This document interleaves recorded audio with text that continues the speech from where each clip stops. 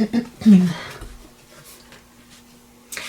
guys, so our teaching today also comes from the Christ Letters, page 96, right at the top of 96. This is a really good one. I really like it. Okay. I ask you, what is a seed? Can you tell me? No, you cannot, but I will tell you. It is a tiny entity of consciousness knowledge. It is the consciousness knowledge of what it will become.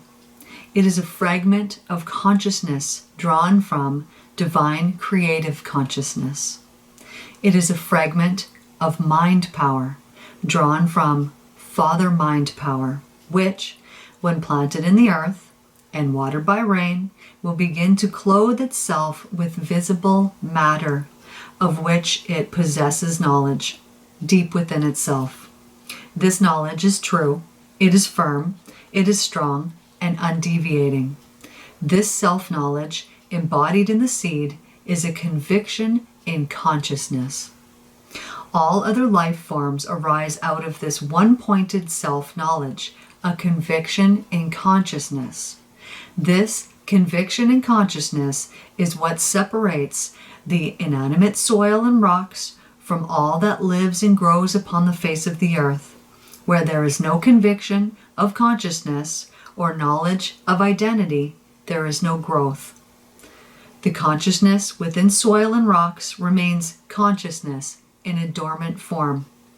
Therefore, if you could believe in what you ask for, as powerfully as does a mustard seed know its own identity, you would be able to do anything you wanted to do.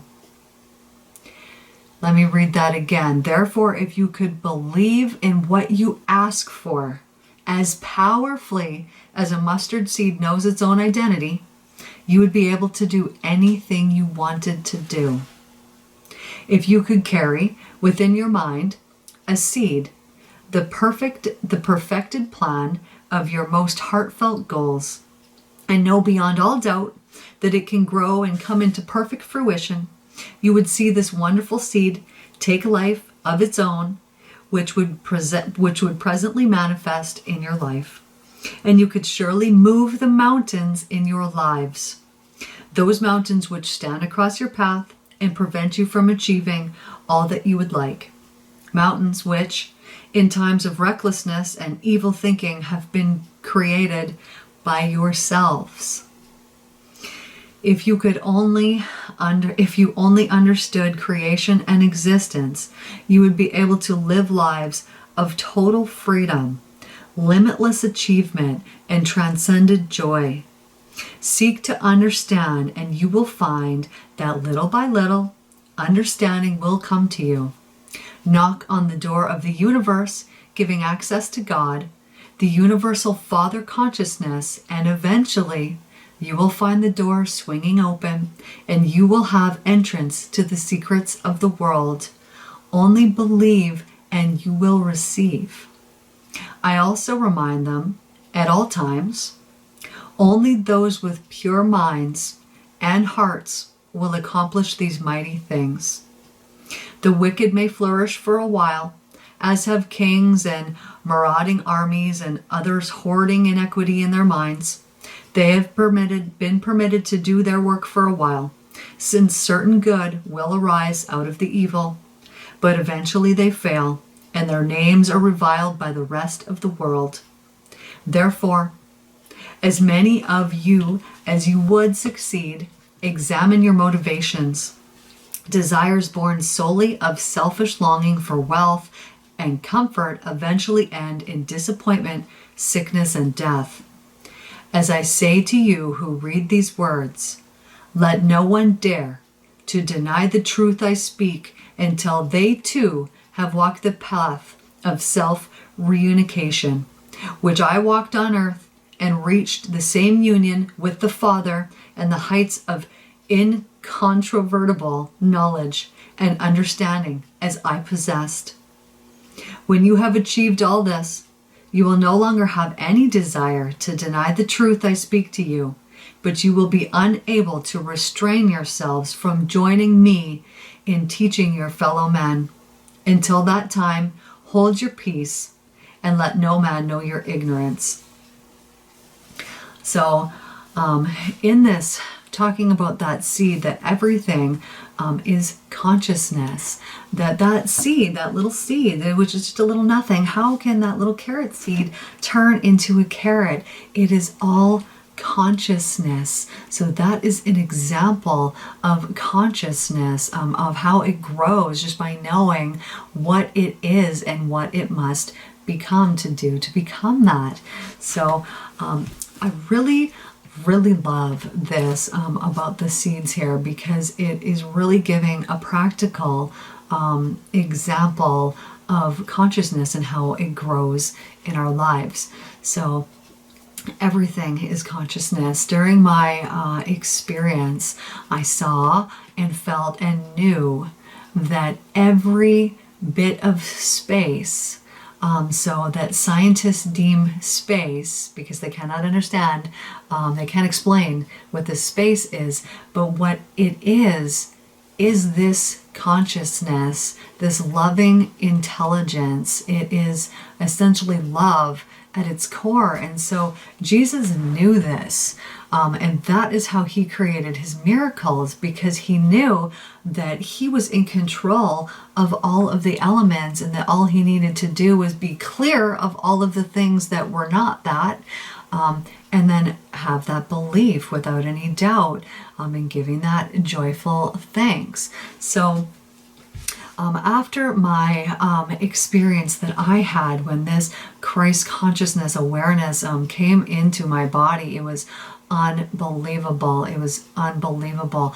I'm going to tell you one little part of this here. So I am up at my lake here. So this is my dad's cabin, which they bought, I think, the year that I was born. My grandparents got it the year that I was born. So I've always been coming up here. I've always really liked this place. You're really in nature. But the reason why I came here was because I wanted to be by myself. To have time to meditate, to kind of do the things that I wanted to do and just have time for myself. So as part of that, I went out and I was meditating on my dock. So I had been out there for about 45 minutes. So as I'm out there, you can't see it, but it's down there. As I'm out there, I'm sitting there, I'm meditating on the dock. So I could hear, because there was, 70 billion mosquitoes here last time that I came up. Maybe not quite that many, maybe more, I don't really know. But it was ridiculous. So anyways, I could hear all of these mosquitoes, but they had not been bothering me during this time, as I was just sitting there. It was just me and my dog. So I could hear them. But as I was meditating, this whole time that I was meditating, I kept just seeing this aura of light around me. And I could see that it extended around me a couple of meters. I was seeing this just in my mind's eye. My eyes had been closed since I was meditating. So at one point, I realized here, I opened my eyes because I heard something. I think there was like a duck swimming in front of me. And I opened my eyes and I saw all around me that there was thousands of mosquitoes all around me, but that they were not penetrating that aura that I was in. They were not coming in to that consciousness that was there. It was protecting me. It was sustaining me. That energy field that was there. This was, Hamish, come here, what's the matter? This was like, it was really neat and amazing. And I should have been in complete and total awe about that, which I kind of am now. But at the time, I had had so many amazing things happen to me that this was just kind of like, okay, I wanted more. So I just, as amazing as this was, I just wanted something more. And how I had been getting more stuff come to me. Sorry, my dog's just going to keep barking here. How I had, stuff come to me, the divine, is I would literally just sit there and wait. I wouldn't move a muscle. I wouldn't do anything. I would just sit there and just wait for either the divine to move my body physically. I was dancing, doing yoga, doing meditation. So I would just sit there until all of a sudden, until all of a sudden my body would move on its own. You know, I believe that is the divine that came in and was giving me these things. So I opened my eyes. All these mosquitoes are all around me, but not touching me. And then I sat there and I was like, no, I want more. So I sat there and I just waited, and it was not very long. Not very long at all. Seconds. Until I felt something. It felt like something was moving into my body, and I was like, oh, this is weird. This feels like an animal is moving into my body. And on all of a sudden, I was up, flying up above the lake, and I knew that I was a raven. So when I came here on the time that I had this experience, there was a raven that as soon as I came up, this raven flew up in the tree, and I was like, oh, that bird is here for me. This is spiritual significance that this raven is here.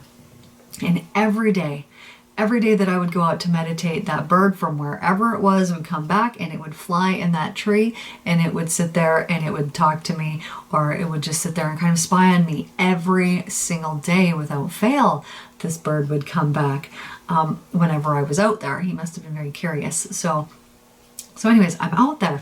All of a sudden, I'm up flying above this lake, and I realize that I am this raven. And as I'm floating up there, it's a very unique experience because, of course, ravens don't have consciousness like we do. They don't think like we do. And I, at that time, was this raven. So I can't even describe it other than, you know, they fly, they do things off of instinct. So this bird knew it needed to fly up, and so it flew up.